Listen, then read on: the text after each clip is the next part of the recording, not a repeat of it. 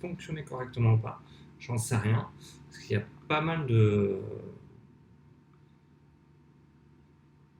petits trucs. Donc je sais pas du tout si ça fonctionne ou pas. Donc voilà, j'espère que oui. Je sais pas du tout en fait si c'est bon pour vous. Donc hop, je pense que c'est bon. Donc n'hésitez pas voilà, à me dire ce que vous en pensez. Moi je suis en train de vous faire des petits lives. Voilà, des petits lives pour échanger avec vous. Hop, sur un petit peu ce qui va se passer maintenant sur la chaîne. Je vais essayer de revenir un maximum vers vous avec des lives pour pouvoir avoir vous apporter pas mal de réponses, pas mal de choses sur les questions que vous pouvez avoir. Donc je vais vraiment vous inviter à un moment donné à me poser des questions au fur et à mesure.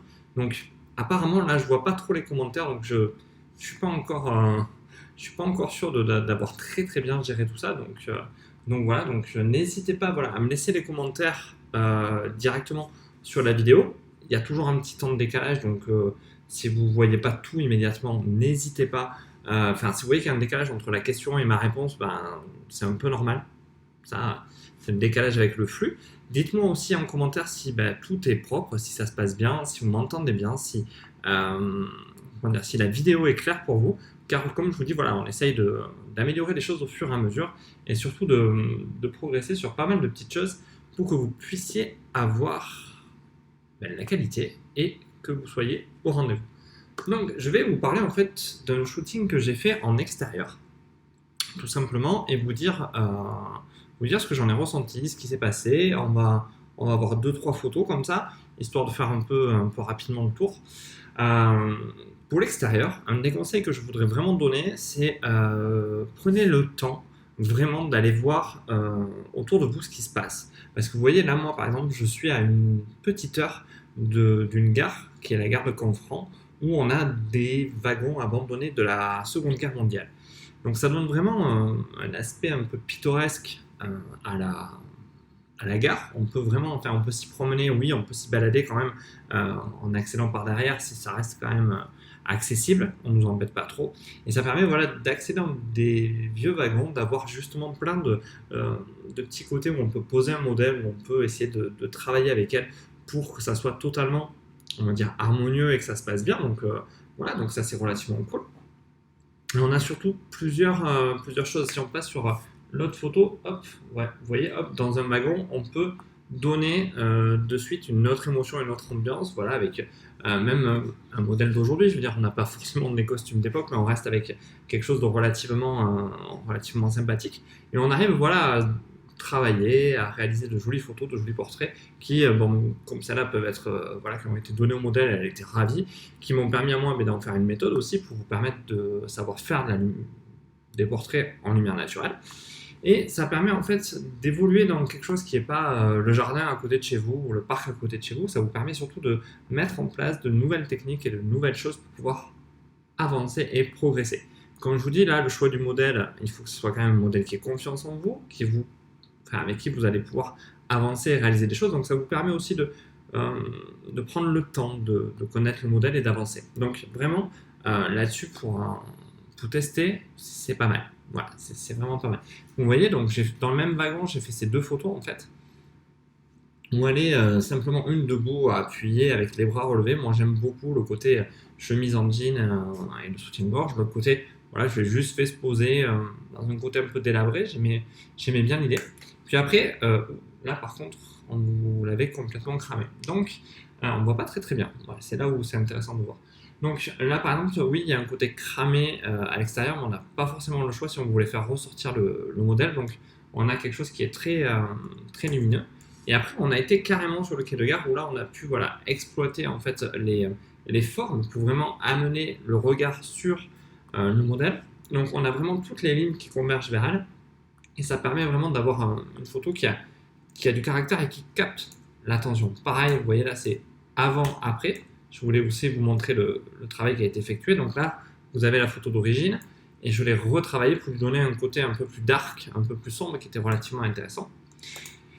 Après là, j'ai joué vraiment avec le côté graffiti parce que vous savez, dans ces vieilles gares, souvent il y a des gens qui vont et qui font des graffitis, qui s'amusent. Et là, voilà, pour détacher le modèle, je me suis servi en fait du côté sombre de la descente de l'escalier et donc de la traverse qu'il y a derrière.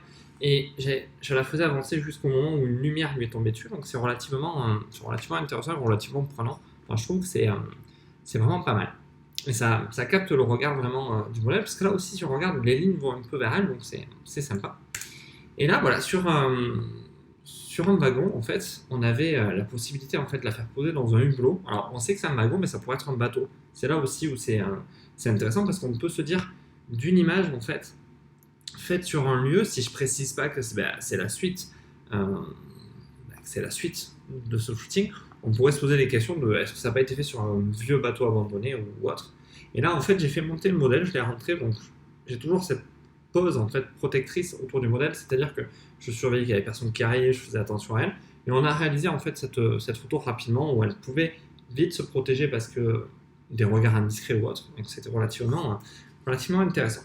Donc voilà, un travail qui peut se faire avec un modèle même enfin, débutant, je sais pas, mais plutôt un modèle qui, en fait, que vous connaissez, vous avez déjà vu, avec qui vous avez déjà parlé, surtout avec qui vous pouvez aller plus loin. Donc ça, c'est relativement intéressant.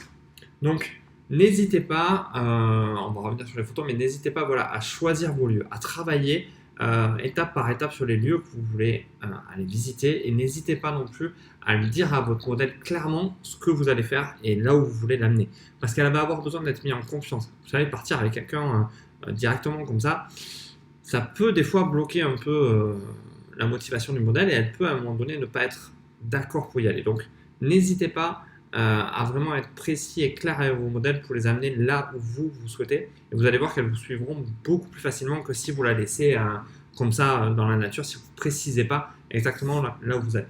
Donc vraiment, c'est quelque chose, pour en revenir aux photos, c'est vraiment quelque chose qui prend un peu de temps, qui demande pas mal de choses. Et puis, j'ai rien à vous cacher, je veux dire, si vous regardez en bas, il y a beaucoup de photos, il y a beaucoup de photos aussi qui ne matchent pas, des photos qui ne sont pas forcément esthétiques, vous voyez, on fait des tests, mais ça ne marche pas à chaque fois.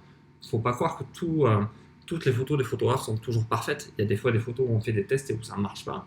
Et on recommence jusqu'à trouver le bon moment, ou le bon réglage par exemple. Parce que là, j'étais en plein test pour essayer d'équilibrer la lumière entre ce que j'avais derrière pour pas que ça soit ultra cramé et le modèle.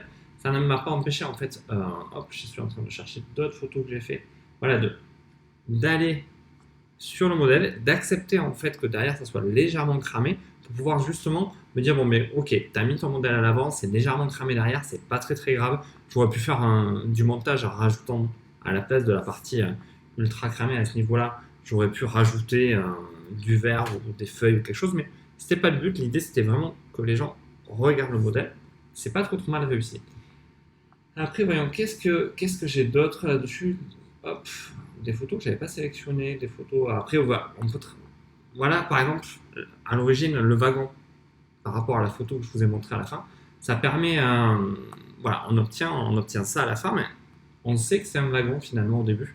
Et c'est là où on se pose, il faut vraiment se poser en tant que photographe et voir ce qu'on peut obtenir avec le temps.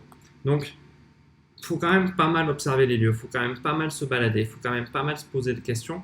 Et à la finalité, on arrive à avoir ce qu'on souhaite et à avoir le bon résultat. Donc, voilà, quand vous partez, choisissez le modèle qui vous correspond le plus, le modèle qui est prêt à vous suivre dans ce que vous voulez faire, mais surtout, prenez le temps d'observer les lieux. Si vous avez pu les voir avant, tant mieux. Si vous n'avez pas pu, prenez le temps avec le modèle de les visiter, de voir là où elle se sent à l'aise. Posez-lui beaucoup de questions. Si elle est OK pour faire telle ou telle chose, si elle est motivée pour aller à tel endroit, faire telle chose, réussir telle chose, voilà. Vous n'allez pas réussir votre shooting tout seul. Vous allez le réussir avec votre modèle. Et même, je dirais plus, grâce à votre modèle. Donc, n'hésitez pas voilà, à aller un maximum là-dedans. N'hésitez pas à vraiment vous poser avec ça. Donc, voilà, c'était une petite vidéo à la fois test, à la fois pour voir comment tout se passait. Je vous invite à partager voilà, cette vidéo parce que ça pourrait intéresser pas mal de photographes. Et moi, je vous dis merci pour tout. Merci à tous d'avoir été relativement présents. Je vois qu'il y a des gens qui sont venus, qui ont suivi. Il n'y a pas de questions. Si vous avez des questions, n'hésitez pas. Je répondrai après directement dans les commentaires s'il faut. Moi, j'étais ravi de faire ces petits tests avec vous aujourd'hui. N'hésitez pas à partager les autres lives, à regarder les lives. Et sur ce, voilà, je vous dis à bientôt. Merci à tous. Au revoir.